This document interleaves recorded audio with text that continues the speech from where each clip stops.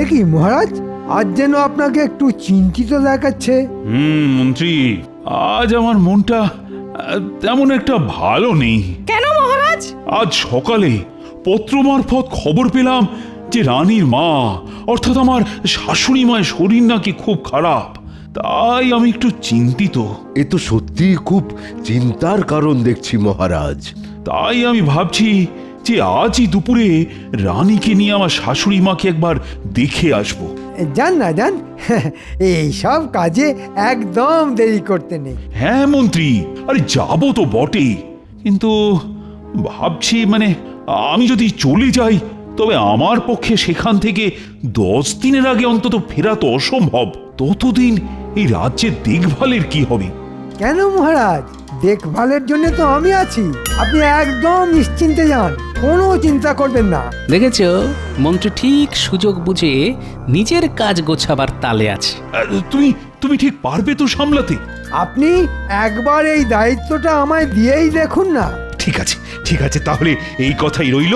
আমি তবে মন্ত্রীর কাঁধেই এই রাজ্যের দায়িত্ব দিলাম। তাহলে আজকের মতো সভা এইখানেই শেষ। তোমরা এবার এসো, আর আমিও বেরোবার জন্য প্রস্তুত হই। মহারাজ, আপনি তো আর জানেন না যে আপনি এই দায়িত্ব আমার ঘাড়ে দিয়ে কি ভুলটাই না করলেন। মহারাজ চলে গেলেন আর দায়িত্ব দিয়ে গেলেন ওই শুটকো মন্ত্রীকে। এখন ভাবছি এই মন্ত্রী আমাদের উপর কি অত্যাচারটাই না করবে। না, আমায় দেখছি একটু সাবধানে থাকতে হবে, কারণ ওর তীর তো সব সময় আমার পিছনেই তাক করে আছে। গোপাল দাদু, গোপাল দাদু, আমরা এসে গেছি গল্প শুনবো বলে। ঠিক আছে ঠিক আছে, বল তাহলে তোরা কিসের গল্প শুনবি বল। ভূতের গল্প। না না দাদু, রাজার গল্প। ঠিক আছে, শোন তবে, তোদেরকে একটা রাজাও আছে আর তাতে ভূতও আছে, এমন একটা গল্প শোনাই। শোন তবে, এক দেশে ছিল এক রাজা। সেই রাজা যখন তখন যা খুশি করে বেড়াতো আর ভাবতো যে ও দাদু, তুমি আমাদের গল্প শোনাতে বসে আবার কি ভাবতে বসলে? মন দিয়ে গল্পটা বলো না। ও হ্যাঁ হ্যাঁ হ্যাঁ, বলছি বলছি, হ্যাঁ কি যেন বলছিলাম, হ্যাঁ হ্যাঁ মনে পড়েছে। তারপর বলি শোন, সেখানে ছিল তার এক বদমাশ মন্ত্রী। সেই মন্ত্রী করত কি, সব সময় রাজ্যকে কিভাবে বিপদের মধ্যে। ও দাদু, তুমি এরকম মাঝে মাঝে স্বপ্নের দেশে চলে যাচ্ছ কেন বলো তো? তোমার বুঝি রাতে ভালো করে ঘুম টুম হয়নি? না রে গুলটে, আসলে আমি না একটা অন্য চিন্তায় ডুবে আছি। শোন, আমি বলি কি, তোরা এখন বাড়ি যা, আমি না হয় পরে তোদেরকে ডেকে একটা ভালো দেখে গল্প শোনাবো। এই গল্পটার থেকে অনেক ভালো, বুঝলি? তোর ভাল লাগে না? আচ্ছা তুই বল পুটি, গোপাল দাদু কি এটা আমাদের সাথে ঠিক করলো? কিসের ঠিক? এই যে আমাদের ভূতের গল্পটা শোনালো না।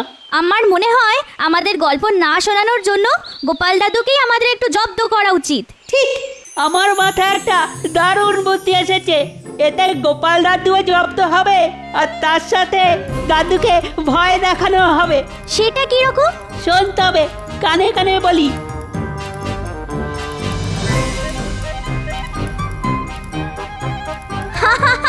দারুণ হবে, দারুণ হবে।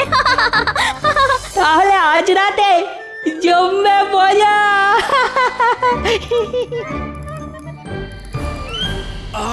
গিন্নি, আজ খাওয়াটা না একেবারে জব্বর হয়েছে। এবার তাড়াতাড়ি শুয়ে পড়ো, সকালে যে রাজসভায় যেতে হবে সে খেয়াল আছে? হ্যাঁ ঠিক বলেছ, শুয়েই পড়ি। হ্যাঁ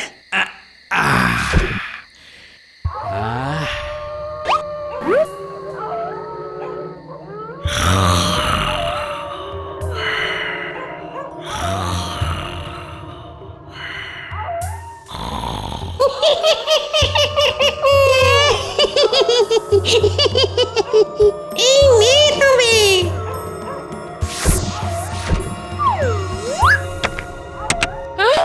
উমা, এ কি গো? এসব কিসের আওয়াজ? এই চালে এত কিসের আওয়াজ হচ্ছে গো? এই আমার যে ভাবগতিক ভালো থাকছে না। না গো গিন্নি, এ মনে হচ্ছে কেউ বদমাশি করে চালে ঢিল ছুঁড়ছে। কিন্তু এত রাতে না, একবার দেখতে হচ্ছে।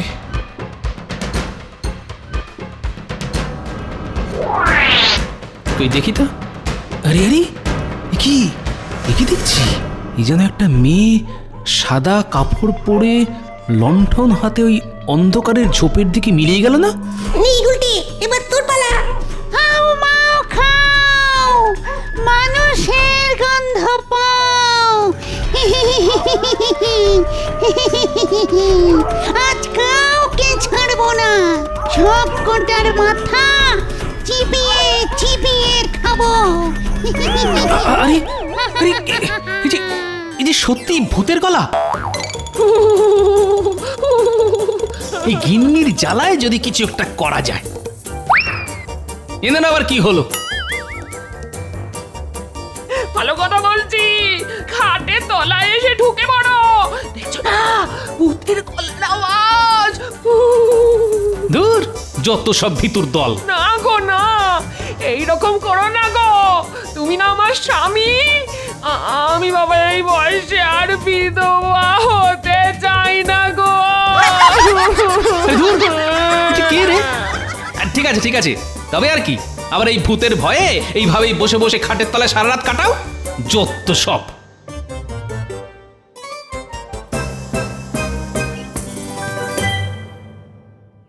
গোপাল দাদু, ও গোপাল দাদু। তোরা এত সাত সকালে? কি দাদু, কালকের ঘুমটা কেমন হলো? ঘুম তো ভালোই, মানে তার মানে তোরা এই দাদু, তুমি যেমন আমাদের ভূতের গল্প শোনাওনি, তেমনি আমরা কালকে ভূতের ভয় দেখিয়ে তোমাদের শান্তিতে ঘুমোতেও দিইনি। কি কেমন দিলাম? ছি ছি ছি গুলটে, এটা কিন্তু তোদের একদম করা উচিত হয়নি।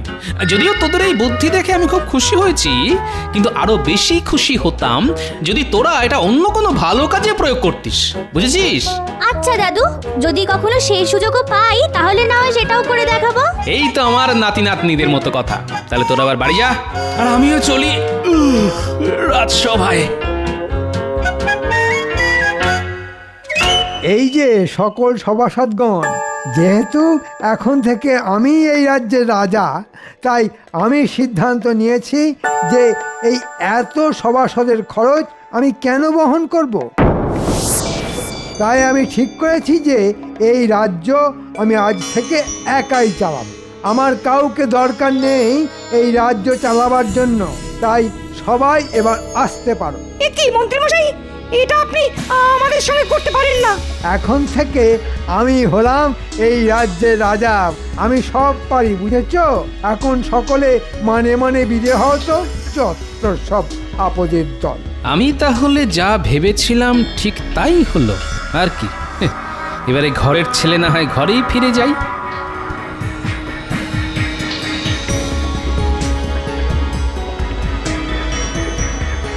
এবারে সব ব্যাটা জব্দ। এবার আমিও যাই, একটু আমার রাজা হওয়ার কথাটা বাইরে বেরিয়ে রাজ্যবাসীর কানে তুলে দিই।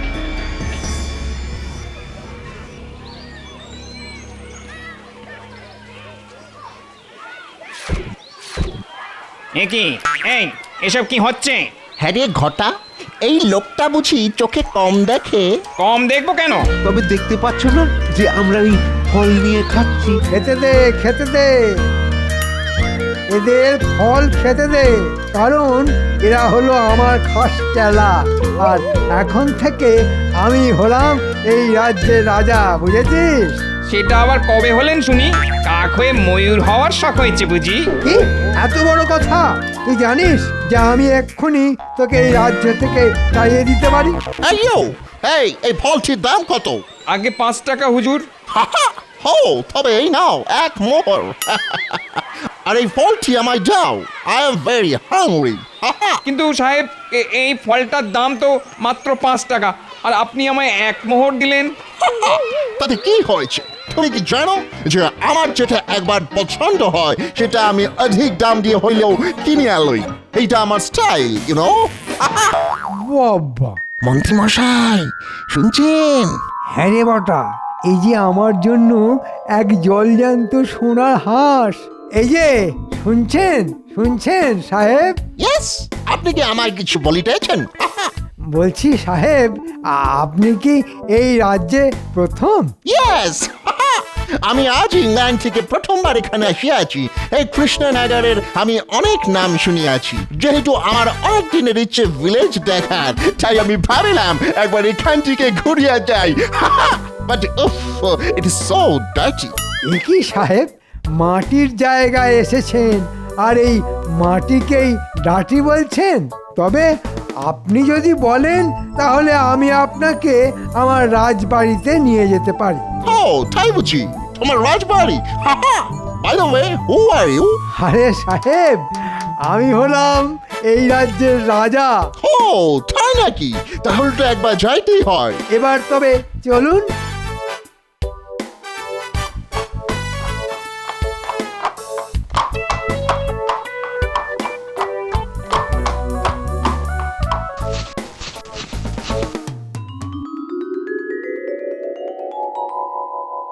কেমন দেখলেন আমার রাজবাড়ি? বিউটিফুল, নাইস, অসাধারণ। এত সুন্দর একটা রাজবাড়ি এই ভিলেজে দেখিতে পাবো, এটা আমি কল্পনাতেও ভাবিনি, আমি স্বপ্নেও ভাবিনি। আমার অনেক দিনের একটা আশা ছিল যে আমারও এইরকম একটা রাজবাড়ি হবে। বাহ, এ তো মেঘ না চাইতেই জল। এ তো খুব ভালো কথা সাহেব। জানেন সাহেব, শখ কখনো ফেলে রাখতে নেই। তাই আপনি যদি এই রাজবাড়িটা কিনতে চান তো আমি আপনাকে দিতে পারি, কিন্তু এর জন্য যে আমার 1000 মোহর লাগবে। সত্যি তুমি আমায় এই রাজবাড়িটা দিবে? তো আমি তোমাকে 2000 মোহর দিতেও রাজি আছি। এই নাও 2000 মোহর। Take it, take it. আহা, আজ যে কার মুখ দেখে উঠেছিলাম। চল বটা ঘটা, এবারে আর কৃষ্ণনগরে থেকে আমাদের কোনো কাজ নেই। মহারাজ ফিরে আসার আগেই এখান থেকে পাততাড়ি গোটাতে হবে। হ্যাঁ, কি বলিস? তার বলতে আপনি তো গুরুদেব লোক মন্ত্রী মশাই, রাজবাড়িকেই নিজের রাজমহল বলে দিব্যি বিক্রি করে দিলেন।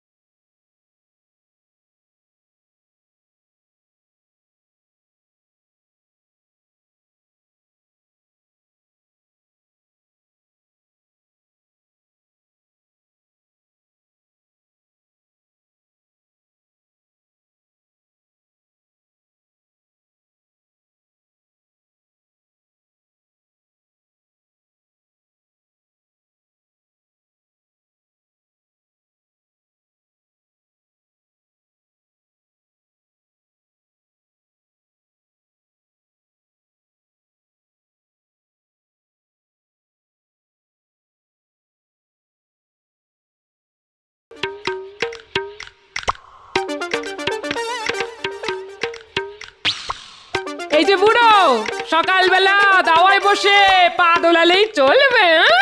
বলি বাজার যেতে হবে না?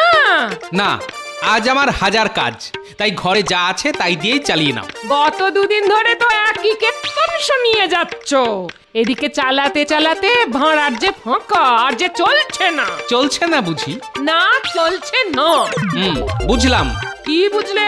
বিয়ের সময় মা বলেছিল ঘরে অন্নপূর্ণা আসছে, কিন্তু এতদিন ঘর করার পর বুঝলাম অন্নপূর্ণার বদলে তুমি আসলে একটা পুরোপুরি অসম্পূর্ণা। মানে? ওই যে মাঝে মধ্যেই হুটহাট করে ভাড়ার ফাঁক হয়ে যায়। এই দেখো, একেবারে বাজে কথা বলবে না। কি বলতে চাইছো তুমি? কি বলতে চাইছো? আমি একলাই সব খেয়ে ফেলি, তুমি খাও না? না, তুমি চেপে চুপে খাওয়াও বলেই তো খাই, আর খেয়ে খেয়ে মোটা হয়ে যাই। এই শোনো, বাজে কথা ছেড়ে বাজারে যাবে কিনা বলো, আর না গেলে আমি কিন্তু আজ উনুন ভেঙে ফেলবো। হ্যাঁ, আমার হাত পাগলি গিন্নি দেখছি বেশ খেপে গেছে। না, আর কথা বাড়ালে হয়তো সত্যি সত্যি উনুন টুনুন ভেঙে একসা করে বসবে। এই দেখো, সামান্য কথাতে এত খেপে গেলে কেন বলো তো? আচ্ছা বাবা, আচ্ছা আচ্ছা, থলি দাও, আর বাজার থেকে কি কি আনতে হবে বলো। ভালো দেখে তরি তরকারি আনবে। আজ বৃহস্পতিবার, তাই মাছটা চেনো না জানো? বাহ বাবা, কি মজা, মাছ আনবার পয়সা বেঁচে গেল। বাঁচাচ্ছি তোমার পয়সা, বাঁচাচ্ছি। মাছের বদলে ভোলা ময়রার দোকান থেকে বেশি করে মিষ্টি দই এনো। কতদিন যে ভাতের পাতে মিষ্টি দই খাইনি। এরও কিন্তু। ব্যাস হয়ে গেল, একদিক থেকে বাঁচলাম তো অন্য দিক থেকে মরলাম। ঠিক আছে, থলি দাও।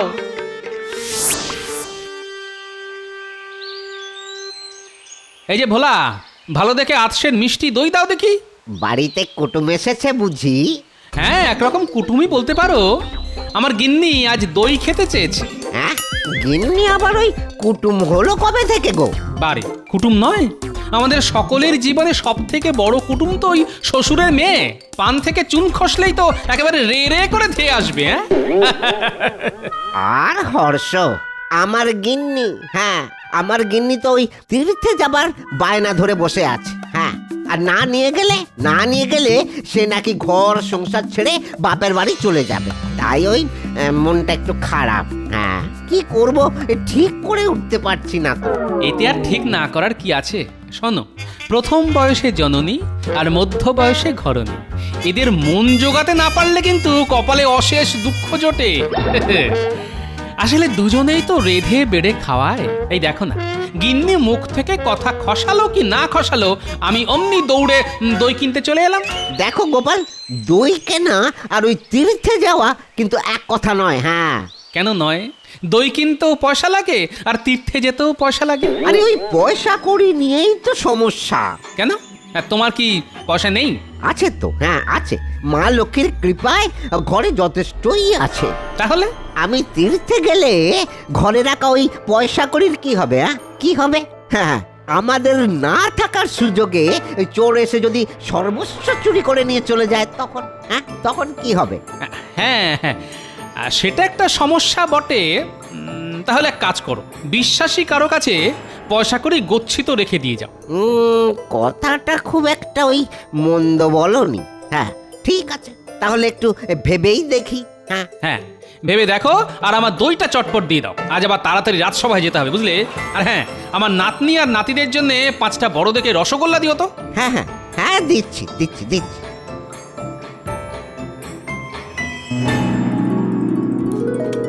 কিরে, কেমন খাচ্ছিস?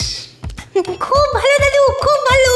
আচ্ছা দাদু, আজ হঠাৎ আমাদের রসগোল্লা খাওয়ালে কেন? দই ষষ্ঠী।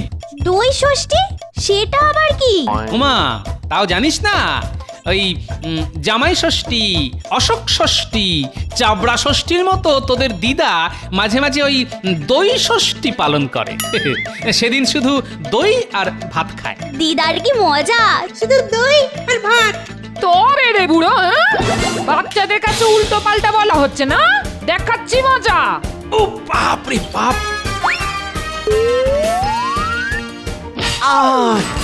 ভোলা, ভোলা ময়রা এসে পড়লো বলে বুড়ো আজ খুব জোর বেঁচে গেল। হ্যাঁ, কি ব্যাপার ভোলা?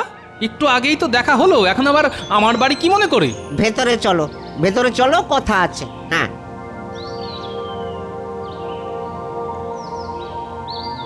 এই তোরা এখন বাড়ি যা, বুঝলি? ভোলা দাদু, তোমার রসগোল্লা খুব ভালো ছিল, কিন্তু আমাদের দাদু তো কিপটে, তাই একটার বেশি আনেনি।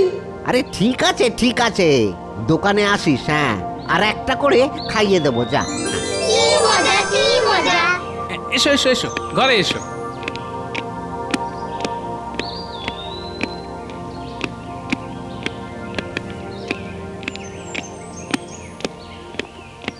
বসো, ওই খাটটাতে বসো। এবার বলো কি বলতে এসেছো। আচ্ছা গোপাল, আমি গিন্নিকে নিয়ে তীর্থ করতেই যাব। সে তো খুব ভালো কথা। ভেবে দেখলাম ওই যেতে আসতে দিন 20 মতো লাগবে, তাই ওই কদিন তুমি যদি আমার যাবতীয় সঞ্চয় মানে ওই টাকা পয়সা, ওই সোনার দানা, এইগুলো সব যদি রেখে দাও তাহলে। আমার কাছে? হ্যাঁ হ্যাঁ, তোমার কাছে। কারণ ওই তোমার মতো সৎ আর ওই বিশ্বস্ত লোক এই কৃষ্ণনগরে আর কে আছে বলো? দেখো, রাখতে তো আমার কোনো আপত্তি ছিল না, কিন্তু আমার ঘরের অবস্থাটা একবার দেখো। একে খড়ের চাল, তাতে আবার এখানে ওখানে ফুটো। রাতের বেলা আমি আর আমার গিন্নি দুজনেই মরার মতো ঘুমোই। তা চোর টোর এসে যদি সব চুরি করে নিয়ে যায়। চোর? হ্যাঁ ভাই, চোর। তাই বলছি, এত বড় দায়িত্বটা তুমি আমার কাঁধে চাপিয়ে দিয়ে যেও না। তাহলে কি করি বলো তো? আমি বলি কি, তুমি একবার মহারাজকে গিয়ে বলতে পারো। তিনি যদি রাজি হন তাহলে আর চিন্তা কি। ঠিক আছে, দেখছি। হ্যাঁ দেখছি। আমি তাহলে এখন আসি ভাই, আসি। হ্যাঁ হ্যাঁ, এসো এসো।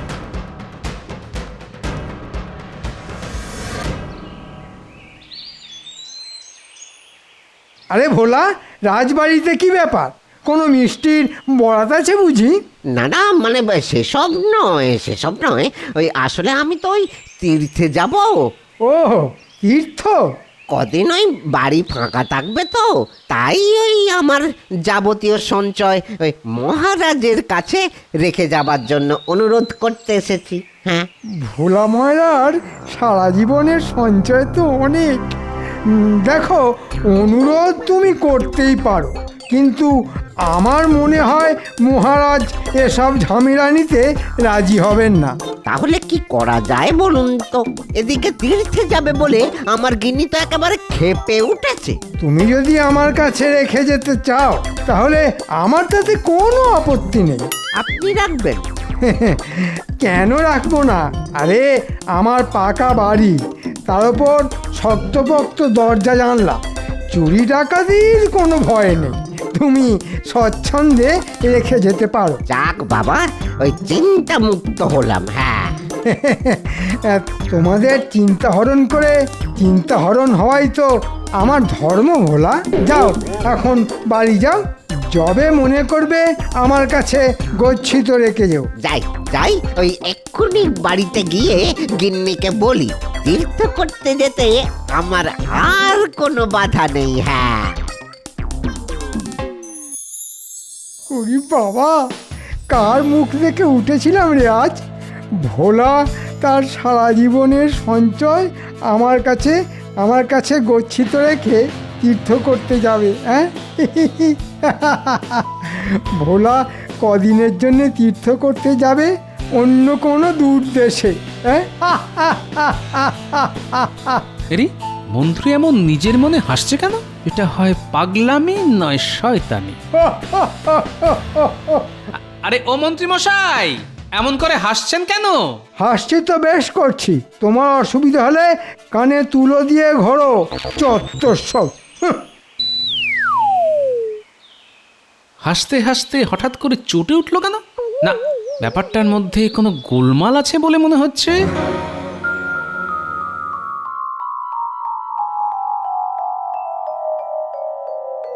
গিন্নি, আরে ও গিন্নি, কোথায় গেলে গো? কি বলবে বলো? বলছি যে ওই গিন্নি, ওই বাক্স প্যাটরা গুছিয়ে নাও। হ্যাঁ, গুছিয়ে নাও। বাক্স প্যাটরা গোছাবো মানে? আহা, তীর্থে যাব তো। হ্যাঁ, বলো কোথায় যাবে? পুরী না কাশী না? এর আগে কোনোদিন তো যাইনি, তাই পুরী চলো, একসঙ্গে সমুদ্র আর জগন্নাথ দর্শন। তাহলে তাই চলো। হ্যাঁ চলো, ভাবছি ওই পরশু দিনই আমরা যাত্রা শুরু করব। পরশু দিনই? এই তুমি না খুব ভালো, ময়দা মাখাই আছে, দাঁড়াও তোমার জন্য চট করে দুটো লুচি ভেজে নিয়ে আসি।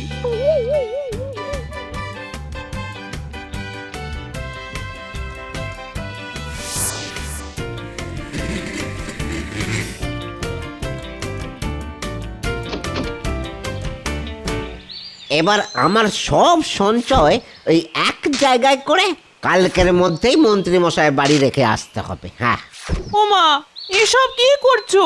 আহা, ওই গুনে গুনে রাখছি তো, কাল এই পোটলাটা ওই মন্ত্রী বাড়ি রেখে আসবো না। মন্ত্রীর বাড়ি? কেন? বারে বাহ, কটা দিন তো আমরা বাড়িতে থাকবো না, এসব তো একটা ভালো জায়গায় রেখে যেতে হবে নাকি? সে রাখো, ক্ষতি নেই, কিন্তু তাই বলে মন্ত্রীর বাড়ি? শুনেছি লোকটা নাকি ভালো নয়। না না না না না না না, সে তো জাল জোট চুরি করে ওই রাজকোষ থেকে। হ্যাঁ, আমি সামান্য মানুষ, আমার সাথে এসব করবে না। কিন্তু যদি করে? দেখো, ওই যদির কথা ওই নদীতে থাক। হ্যাঁ, এখন আমায় ওই সবকিছু গুনে গুনে রাখতে দাও তো। আচ্ছা, তার আগে এই গরম গরম লুচি কটা খেয়ে নাও দেখি।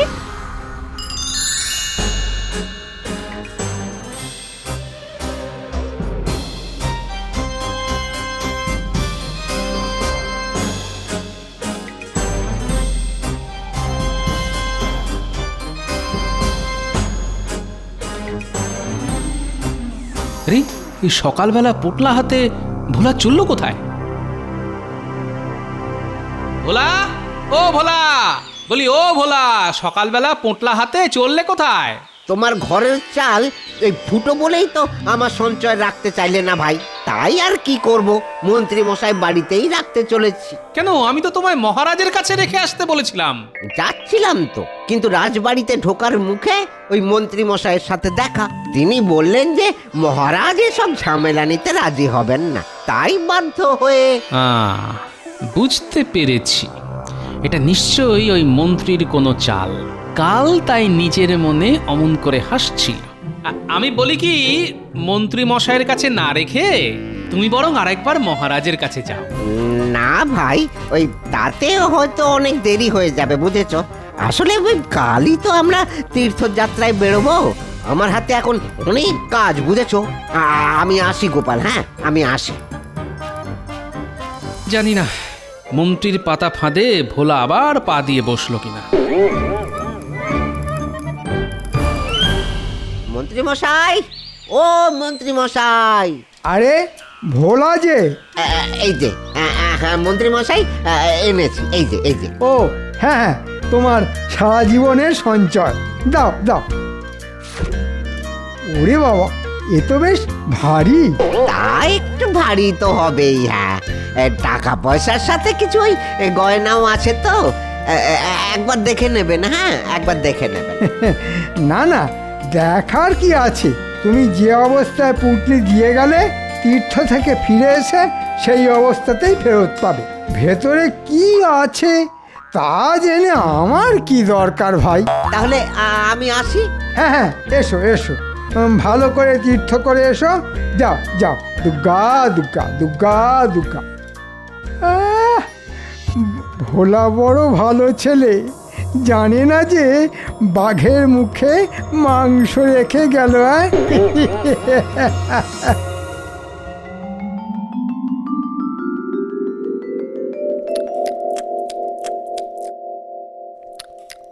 আজ আজ 20 দিন হয়ে গেল ভোলা তীর্থ ভ্রমণে গেছে, কবে ফিরবে কে জানে। গোপাল, গোপাল, ও গোপাল, গোপাল আমার সর্বনাশ হয়ে গেছে, গোপাল আমার সর্বনাশ হয়ে গেছে। কেন, কি হয়েছে? সকালে, আজ সকালে ওই তীর্থ থেকে ফিরে এসেই মন্ত্রী মশাই বাড়ি আমার পুটলিটা আনতে গিয়েছিলাম, কিন্তু কিন্তু কি সব আজে বাজে কথা বলছো ভোলা? তুমি তুমি আবার কবে আমার কাছে টাকা পয়সা রেখে গিয়েছিলে? হ্যাঁ, কি বলছেন? হ্যাঁ, কি বলছেন? কি পুরী যাবার আগের দিন আপনার কাছে রেখে গেলাম না? আপনি গাল ফুলিয়ে বললেন আমি যে অবস্থায় পুটলি দিয়ে যাচ্ছি তীর্থ থেকে ফিরে এসে সেই অবস্থাতেই ফেরত পাবো। আমি এসব কথা বলতেই পারি না। হ্যাঁ, আরে আপনি বলেছিলেন তো। তাই নাকি? তা আমি যে তোমার কাছ থেকে পুঁটলি নিয়েছি, এসব কথা বলেছি, সেটা প্রমাণ করতে পারবে? সাক্ষী আছে কোনো? সাক্ষী? না, তা তো নেই। তাহলে মানে কেটে পড়ো। এভাবে আমার মানহানি করার চেষ্টা করলে পেয়াদা এনে তোমায় কারাগারে পুড়ে দেব। মনে রেখো, আমি এ রাজ্যের মন্ত্রী, আমার হাত কিন্তু অনেক লম্বা। যাও, দূর হয়ে যাও আমার সামনে থেকে। সবই বুঝলাম, আর এই ভয়টাই আমি পেয়েছিলাম। আমার এখন কি হবে গোপাল? হ্যাঁ, আমার এখন কি হবে? সর্বস্ব তো চলে গেল, দোকান খোলার মূলধনটাই তো আমার কাছে আর নেই। চলো তো আমার সঙ্গে। কোথায়? মহারাজের কাছে।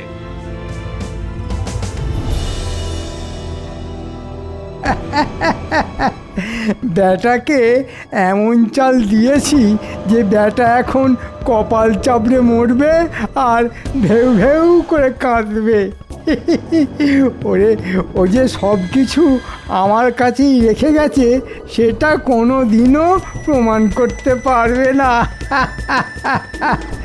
একেই বলে বুদ্ধির জোরে খাবলে খাওয়া। সবই তো শুনলাম ভোলা, কিন্তু তুমি যে মন্ত্রীর কাছেই সবকিছু রেখে গিয়েছিলে, সেটা প্রমাণ করতে না পারলে আইনত আমি তো ওর বিরুদ্ধে কোনো ব্যবস্থাই নিতে পারি না। তাহলে কি হবে মহারাজ? কি হবে? আমি যে একেবারে পথে বসে যাব মহারাজ। হাতে আর এমন কিছুই নেই যা দিয়ে দোকান খুলে সংসার চালাতে পারি। সে না হয় আমার কাছ থেকে কিছু ধার নিতে পারো।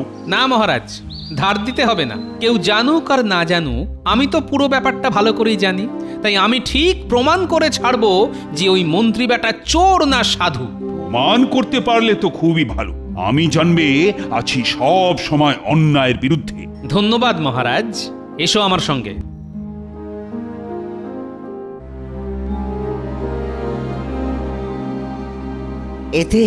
এতে হবে বলছো? হবে না মানে? হতেই হবে। আসলে মন্ত্রী মশাইয়ের মাথাটা শয়তানিতে ভরা হলেও ঘটে ঘিলু বলতে কিছু নেই। আমাদের পাতা ফাঁদে ধরা ওকে পড়তেই হবে। যাও, এখন দোকানে গিয়ে বসো, আমি একটু পরে ওখানে আসছি। তারপর শুরু হবে আসল খেলা।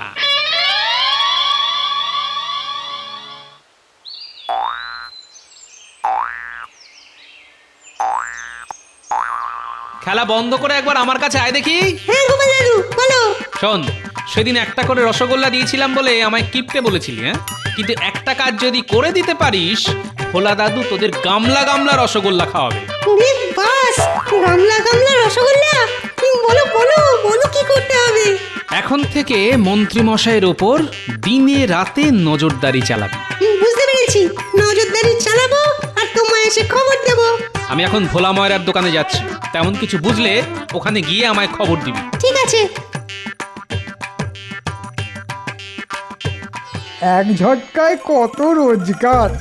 টাকা কড়িগুলো দিয়ে মনের সুখে খাবো দাবো আর গয়নাগুলো গিন্নিকে দেব। এতগুলো গয়না পেলে যা খুশি হবে না ও। যাই, একবার ভোলার দোকান থেকে ঘুরে আসি, দেখি সর্বশান্ত হয়ে ব্যাটা এখন কি করছে। দাদু, খবর আছে। তাই নাকি? তাহলে তাড়াতাড়ি বলে ফেল। মন্ত্রী মশাই এখানে আসছে। খুব ভালো খবর এনেছিস। যা, আবার গিয়ে ওর বাড়ির ওপর নজর রাখ।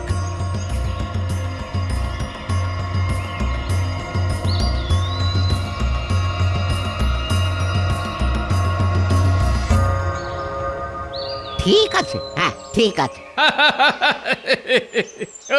ভোলা, মন্ত্রী মশাইকে বোকা বানাতে কি বুদ্ধিটাই না বের করেছো তুমি, হ্যাঁ? আমাকে নিয়ে কি বলছে গোপাল? না, আল থেকে শুনতে হচ্ছে। মন্ত্রী বেটার টাকা কড়ি গয়নাগাটির উপর খুব লোভ, তাকে নকল টাকা আর পয়সা দিয়ে খুব ঠকান ঠকিয়েছ। এবার এই গয়না বেচতে গেলে কিংবা টাকা কড়ি দিয়ে কোনো কিছু কিনতে গেলে নকলের দায়ে হাজতবাস হবে ওর। সব জারি জুড়ি তখন ঘুরছে যাবে। আমার কাছে বিনা পয়সায় মিষ্টি খাওয়ার ফল হাতে নাতে পাবে। কি শুনছি, নকলের দায়ে আমাকে ফাঁসানোর চেষ্টা?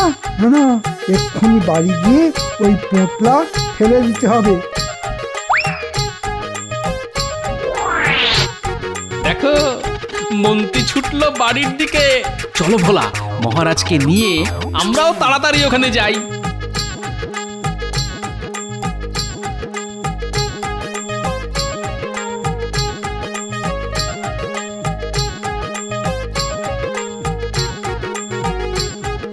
এই ঝোপের মধ্যে গর্ত খুঁড়ে সব পুঁতে দিতে হবে।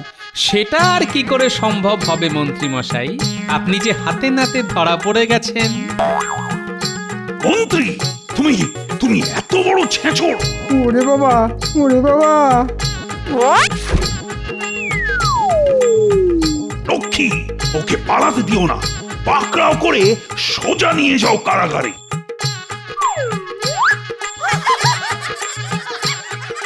সত্যি সত্যি গোপাল, আজ আজ তোমার বুদ্ধির জোরে আমার সব কিছু রক্ষা পেল।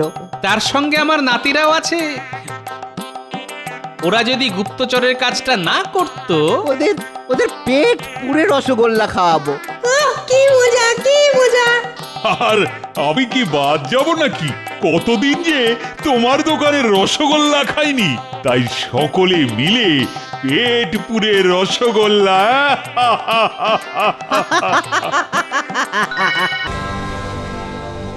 আজকের মতো রাজসভা এখানেই শেষ। এবার তোমরা যে যার বাড়ি ফিরে যাও। কিন্তু মহারাজ, আমাদের বেতনগুলো? বাড়াবো না, এক পয়সাও বাড়াবো না। তাতে তোমাদের কাজ করতে হয়তো করো, না হলে বাড়িতে গিয়ে বসে থাকো। ভদ্রলোকের এক কথা, না মানে না।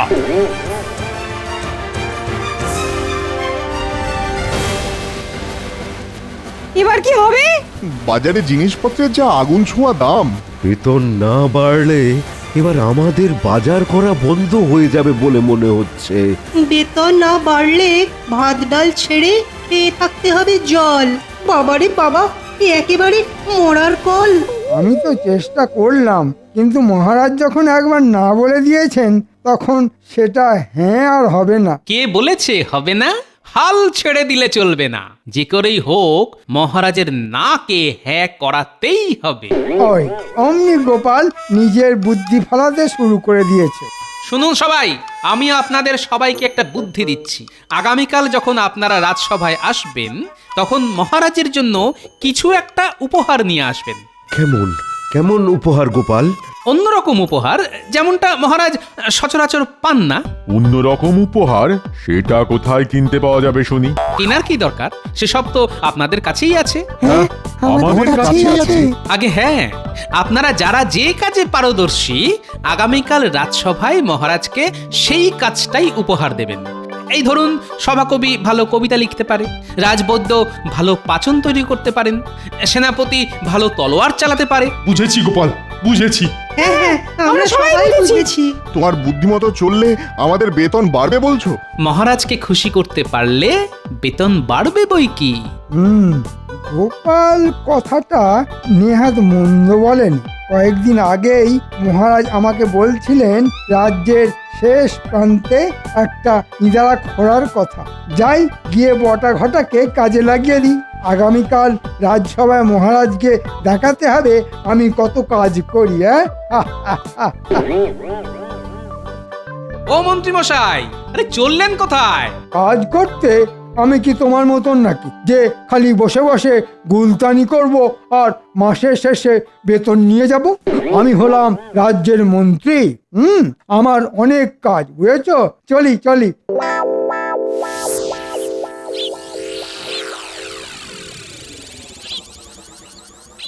নে নে নে নে নে, এবার কাজে লেগে পড়, কাজে লেগে পড়। আচ্ছা মন্ত্রী মশাই।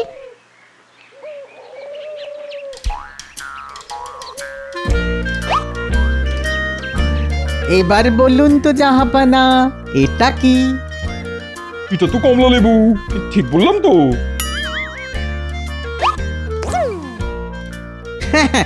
জাহাপানা একদম ঠিক বলেছেন। আমি হলাম বাংলার নবাব, আমি ভুল করতেই পারি না। এটাও আপনি ঠিকই বলেছেন জাহাপানা, একদম ঠিক বলেছেন। একদম ঠিক। তবে দুঃখ একটাই, কিছুতেই কৃষ্ণচন্দ্রকে কারাগারে ঢুকিয়ে কৃষ্ণনগর রাজ্যটা হাতিয়ে নিতে পারছি না। আমি বলি কি জাহাপানা, এত সহজে হাল ছেড়ে দেবেন না। যে করেই হোক আমাদের মহারাজ কৃষ্ণচন্দ্রকে কারাগারে ঢুকিয়ে কৃষ্ণনগর রাজ্যটা হাতিয়ে নিতেই হবে। ঠিক বলেছো উজির, আমি এত সহজে হাল ছেড়ে দেবো না। আগামীকাল সূর্যের আলো ফোটার সঙ্গে সঙ্গেই আমি কৃষ্ণনগরের উদ্দেশ্যে রওনা দেবো এবং সূর্য ডুবে যাওয়ার আগেই কৃষ্ণচন্দ্রকে কারাগারে ঢুকিয়ে ছাড়বো, এই আমি বলে দিলাম। হ্যাঁ কেন জি, তোমার কি আমার উপর কোনো সন্দেহ আছে? না না, ঠিকই বলেছেন জাহাপানা, আপনি তো ঠিকই বলেছেন। কি বললে? না না, মানে আপনি আগামীকাল সূর্য ডুবে যাওয়ার আগে কৃষ্ণচন্দ্রকে কারাগারে ঢুকিয়ে ছাড়বেন, এটা আপনি ঠিক বলেছেন। মানে ও তাই বলো? একটুর জন্য বেঁচে গেলাম।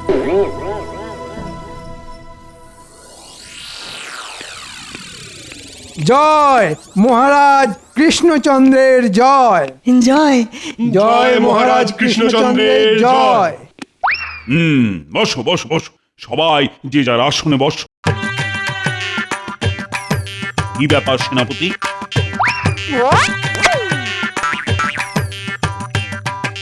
এই নিন মহারাজ, ফলাহার করুন। বাহ বাহ, দারুণ দারুণ। এমন ভাবেও যে আপেল কাটা যায় তুমি না দেখালে তো বিশ্বাসই করতাম না। ধন্যবাদ মহারাজ। দারুণ দারুণ। সেনাপতি, আমি খুব খুশি হয়েছি। তাই আমি উপহার স্বরূপ তোমার বেতন 5 মোহর বাড়িয়ে দিলাম। এবার খুশি তো? খুব খুশি মহারাজ। মহারাজ, আমি আপনার জন্য এক বিশেষ পাচন বানিয়ে এনেছি। এটা খেলে আপনার বার্ধক্য ধারে কাছে আসতে পারবে না। তার মানে আমি জীবনে কোনোদিন বুড়ো হব না? আগে না মহারাজ। মহারাজ, আমি আপনার জন্য নিজের হাতে মন্ত্র লিখে নিয়ে এসেছি। এই মন্ত্র জপ করলে আপনার উন্নতি কে আটকায়? মহারাজ, মহারাজ, আমি গণনা করে দেখেছি এই ফুলটা সব সময় সঙ্গে রাখলে বুধ, বৃহস্পতি, শুক্র, রাহু, কেতু কেউ আপনার কোনো ক্ষতি করতে পারবে না। মহারাজ, আমি আপনার জন্য নিয়ে এসেছি এক বিশেষ তালা। এই তালা রাজকোষের দরজায় আটকালে আপনার রাজকোষ মোহরে ভরে থাকবে। আমিও কিছু একটা এনেছি মহারাজ। এটা হলো সংকেত যন্ত্র। হ্যাঁ, রাত দুপুরে রাজবাড়িতে ডাকাত পড়লে সবার আগে এই সংকেত যন্ত্রই বেজে উঠবে। মহারাজ, আমিও কিছু কম যাই না। আপনি বলেছেন রাজ্যের শেষ প্রান্তে একটা ইঁদারা খোঁড়ার কথা, আমি বটা ঘটাকে কাজে লাগিয়ে দিয়েছি। আগামীকালের মধ্যেই ইঁদারা খোঁড়ার কাজ শেষ হয়ে যাবে। বাহ বাহ, সত্যি মন্ত্রীমশাই, আপনিও দেখছি কম যান না। এইবার বুঝেছি কাল মন্ত্রীমশাই কাজ আছে বলে চলে গেল কেন। মহারাজ, সবাই এনেছে উপহার, আমি কেন যাব বাদ? আকাশে সূর্য যেমন একটা, তেমনি একটা চাঁদ। কবিতা লেখাই আমার পেশা, তাই লিখেছি 2-1 কলি। যদি মহারাজ অনুমতি দেন কবিতাটা তাহলে বলি। দিলাম দিলাম অনুমতি। না, শুরু করো সভা কবি। শোনো শোনো শোনো সবাই, বলি এক গল্প। এক যে ছিল রাজা, তার রাগ যে ভারী অল্প। বাসে ভালো তাকে সবাই, 8 থেকে 80। তিনি সবার আগে দৌড়ে আসেন, মাঝরাতে উঠলে কাশি। প্রজাদের ভালোবাসেন, আগলে রাখেন তিনি। গুড়ের থেকেও মিষ্টি তিনি, তাই দেখে লজ্জা পায় চিনি। আমি সেই রাজার এক সভাসদ, এত সহজে তাকে ছাড়ছি না। মহারাজ, এবার দয়া করে বেতন বাড়ান, এই কমে যে আর পারছি না।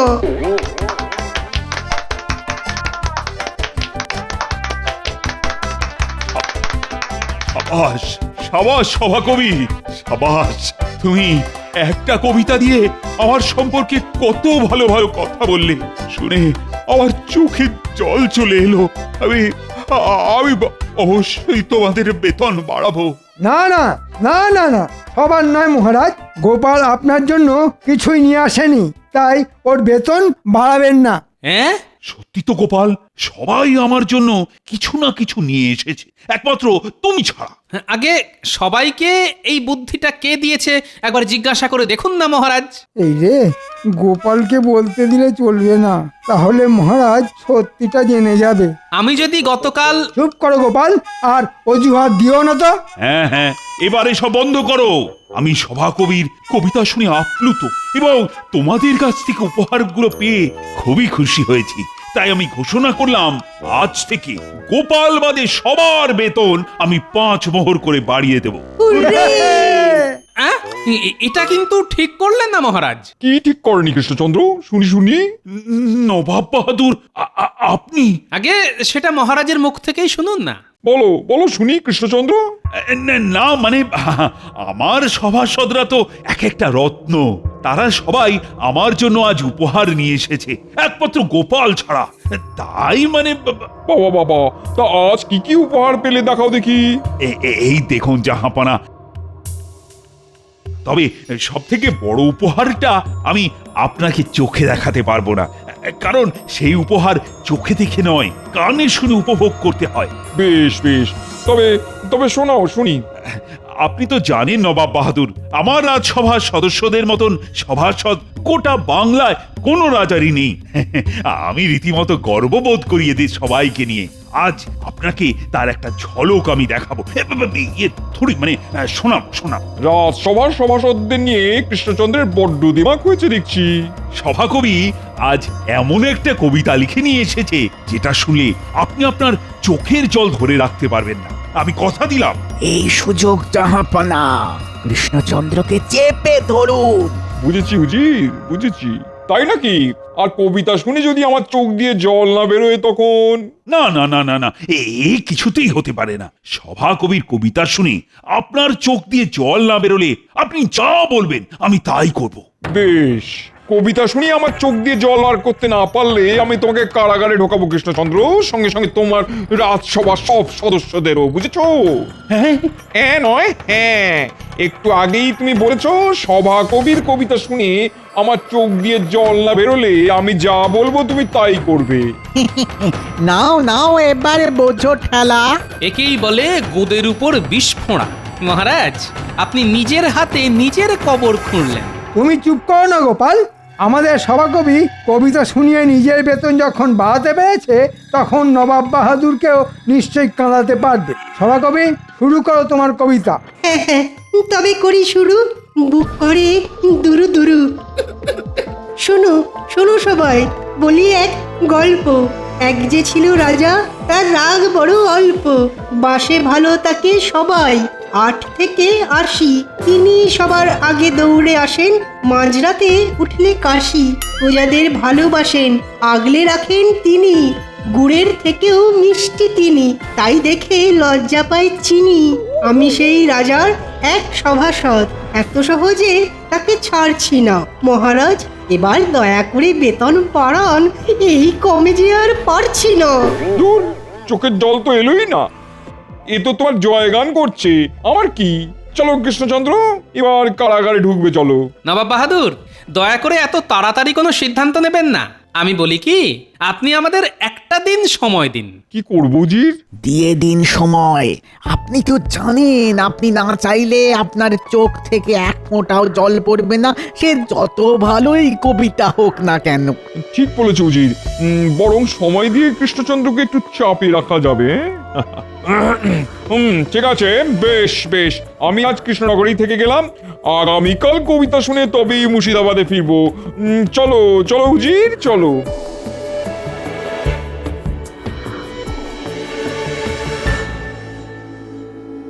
মহারাজ, আমাদের বেতন আবার কমিয়ে দিন, আমরা কারাগারে বাকি জীবনটা কাটাতে চাই না। বাঁচান মহারাজ। আমি যে এবার কি করি, কি কুক্ষণে নবাব বাহাদুরের সামনে সভাকবির কবিতার প্রশংসা করতে গেলাম, কে জানে। এবার তাহলে কি হবে? আমাকেও যে তোমাদের সাথে সারাটা জীবন কারাগারে কাটাতে হবে। নবাবকে কবিতা শুনিয়ে কাঁদাতে হবে। কবিতা, কান্না। এই গোপাল, এই গোপাল, এই কি ভাবছো গোপাল? ভাবছি কিভাবে নবাবকে কবিতা শুনিয়ে কাঁদানো যায়। এবার তুমি একটা উপায় খুঁজে বার করো না গোপাল, আমাদের বাঁচাও। হ্যাঁ গোপাল, বাঁচাও আমাদের। হ্যাঁ হ্যাঁ, বাঁচাবো বাঁচাবো, তবে একটা শর্তে। কি শর্ত গোপাল? আপনি সবাইকে 5 মোহর করে বেতন বাড়িয়েছেন, কিন্তু আমার বেতন 15 মোহর বাড়াতে হবে, আর মন্ত্রী মশাইয়ের বেতন 15 মোহর কমাতে হবে। হ্যাঁ নয় হ্যাঁ, একমাত্র এই শর্তেই আমি আপনাদের সবাইকে বাঁচাতে পারি। রাজি হয়ে যান মহারাজ, রাজি হয়ে যান। হ্যাঁ মহারাজ, শর্ত মেনে নিন। এরকম করো না গোপাল। কেন? হ্যাঁ, আমার পিছনে লাগার সময় মনে ছিল না মহারাজ? বলুন আপনি রাজি কিনা? সবাই যখন বলছে তখন আমি রাজি। ব্যাস, আগামীকাল আমি বাড়ি থেকে কবিতা লিখে নিয়ে আসব, আর সেই কবিতা শুনে নবাব বাহাদুর কিছুতেই চোখের জল ধরে রাখতে পারবে না, এই বলে দিলাম। এখন আমি চলি মহারাজ, বাড়ি গিয়ে বুদ্ধির গোড়ায় একটু ধুলো দিতে হবে যে। আসি। হ্যাঁ, বলে কি গোপাল লিখবে কবিতা?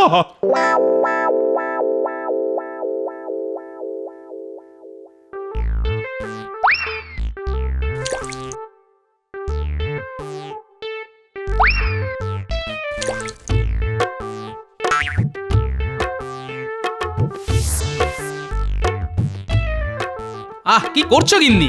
বলি চোখে দেখতে পাচ্ছ না নাকি কি করছি? সন্ধ্যাবেলায় লোকে কি করে শুনি? বেশ বেশ বেশ, সন্ধে দেওয়া হয়ে গেলে আমাকে একটু মুড়ি মেখে দিও তো। মহারাজ মহা বিপদে পড়েছেন বুঝলে। মুড়ি খেয়ে পেট না ভরালে মহারাজকে বাঁচানোর বুদ্ধি কিছুতেই মাথায় উঠে আসবে না। এ কি যা, কি হলো গিন্নি? কি আবার হবে? প্রদীপের তেল শেষ। এই তোমাকে গতকাল বললাম না বাজার থেকে সর্ষের তেল নিয়ে এসো, এনেছিলে? এই রে যা, একেবারে ভুলে গেছি। ঠিক আছে গিন্নি, একদিন সন্ধ্যেবেলা প্রদীপ না জ্বালালে কিচ্ছু হবে না। তবে শুনে রাখো, একদিন সন্ধ্যেবেলা মুড়ি মাখা না খেলেও কিছু হবে না। হ্যাঁ নয়, হ্যাঁ, শুধু প্রদীপ জ্বালাতে নয়, মুড়ি মাখাতে গেলেও সর্ষের তেল দরকার। না না, আমি এক্ষুনি যাচ্ছি বাজারে। তুমি দাঁড়াও গিন্নি, আমি ছুটতে যাব আর দৌড়ে আসবো।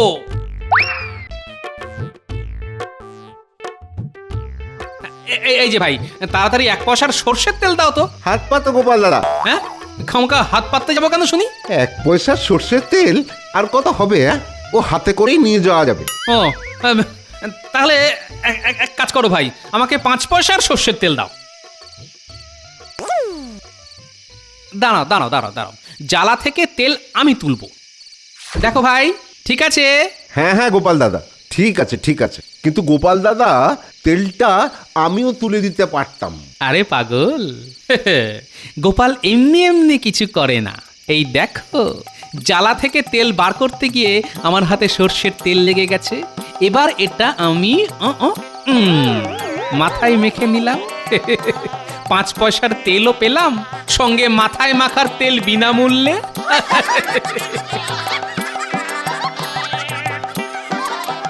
হ্যাঁ সত্যি, গোপাল দাদার কত বুদ্ধি। এই নাও গিন্নি, বাজার থেকে একেবারে খাঁটি সর্ষের তেল নিয়ে এসেছি। যেমন ঝাঁজ তেমনি রং। বেশ করেছো, এবার গিয়ে একটু বসো, আমি সন্ধেটা দিয়েই তোমাকে মুড়ি মেখে দিচ্ছি। আমার সন্ধে প্রদীপ জ্বালানোর চোটে আমার চোখ দিয়ে জল বেরিয়ে গেল। বাবা রে বাবা, সর্ষের তেলে ঝাঁদের চোটে চোখের জলে নাকের জলে এক হয়ে গেল। পেয়েছি, উপায় খুঁজে পেয়েছি।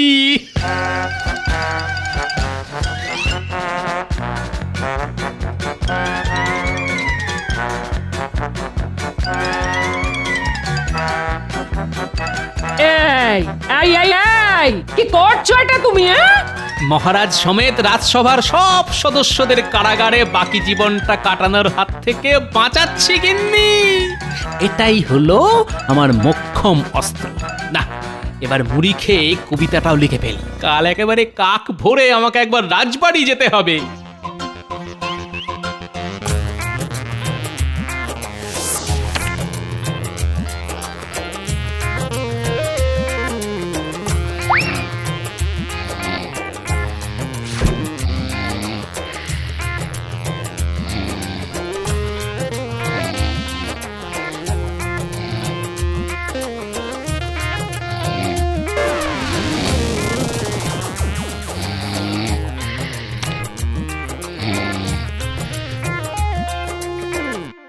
এ কি গোপাল কোথায়? আগে এসে থেকে তো আমি সেটাই ভাবছি মহারাজ। মহারাজ ওই দেখুন, গোপাল বোধহয় কবিতা লিখে নিয়ে এসেছে। তাই নাকি? তা কেমন কবিতা লিখেছো? নবাবকে শোনাবার আগে একবার আমাদের শোনাও দেখি। না না, এ খুবই বেদনাদায়ক কবিতা। শুনলে আপনারা সবাই কেঁদে ভাসিয়ে দেবেন মহারাজ। তার চেয়ে বরং একেবারে নবাব বাহাদুরকে যখন শোনাবো তখনই শুনবেন।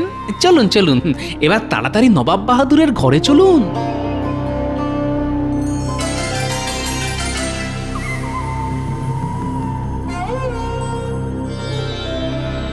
আমি এসে গেছি নবাব বাহাদুর, আপনাকে কবিতা শোনাতে।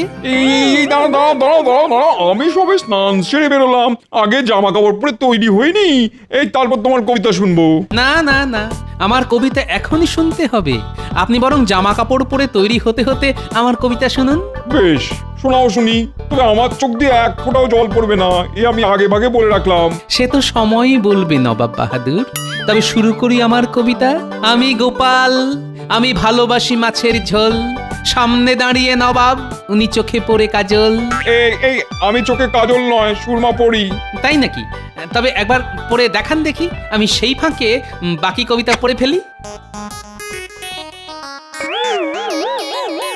শুরু করি তবে। হ্যাঁ হ্যাঁ, শুরু করো শুরু করো। নবাব একজন ভালো মানুষ, নুন দিয়ে খান লুচি, হঠাৎ করে লাফিয়ে ওঠেন, পড়লে দাঁতে পাথর কুচি। পাশে দাঁড়িয়ে উজির বেটা মুচকি মিচকি হাসে, খাওয়ার পরে গাধার মতন মুখ ঘষে ঘাসে। কি বললে? আমি গাধার মতো ঘাসে মুখ ঘষি? এই গোপাল, এসব তুমি কি লিখেছো? কেন মহারাজ, বেদনাদায়ক কবিতা লিখেছি। তাকিয়ে দেখুন, আমার কবিতা শুনে নবাব বাহাদুরের চোখ দিয়ে কেমন টপ টপ করে জল পড়ছে। কি করছে নবাব বাহাদুর? গোপাল আমাকে অপমান করে কবিতা লিখেছে, আর সেই শুনে আপনি কাঁদছেন? ওরে বাবা, হায় আল্লাহ, উফ কি ঝাঁজ, উফ। কিসের ঝাঁজ জাহাপানা? চোখের জল কিছুতেই ধরে রাখতে পারছি না। আমার কবিতার ঝাঁজ। নবাব বাহাদুর আমার কবিতা শুনে কেঁদে ফেলেছেন। তার মানে আমাদের আর কারাগারে বাকি জীবনটা কাটাতে হবে না। কি মজা, আমরা বেঁচে গেলাম। চোখে আমি সব ঝাপসা দেখছি কেন? উজির, আমাকে মুর্শিদাবাদে নিয়ে চলো। আমি এখানে আর এক মুহূর্ত থাকবো না। চলুন চলুন জাহাপানা, চলুন, এখানে আর থাকা উচিত না। চলুন চলুন চলুন।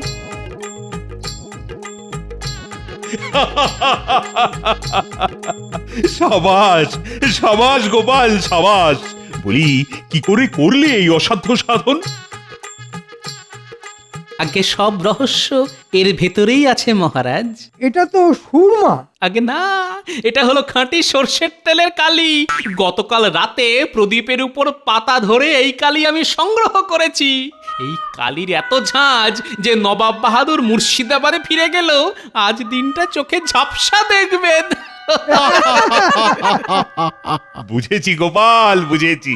তার মানে নবাব বাহাদুর চোখে জল তোমার কবিতা শুনে নয়, তোমার সংগ্রহ করা কালি মেখে এসেছে। একদম ঠিক ধরেছেন মহারাজ। মহারাজ, এবার আমার বেতনটা 15 মোহর বাড়িয়ে দেবেন তো মহারাজ? দেব দেব, আজ তুমি আমাদের সবাইকে বাঁচিয়েছ।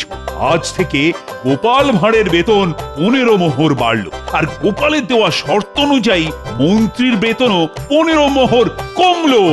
আরে আমার বেতন কমে গেল, এবার আমার ট্যাক্স হয়ে যাবে খালি, হয়ে যাবে খালি।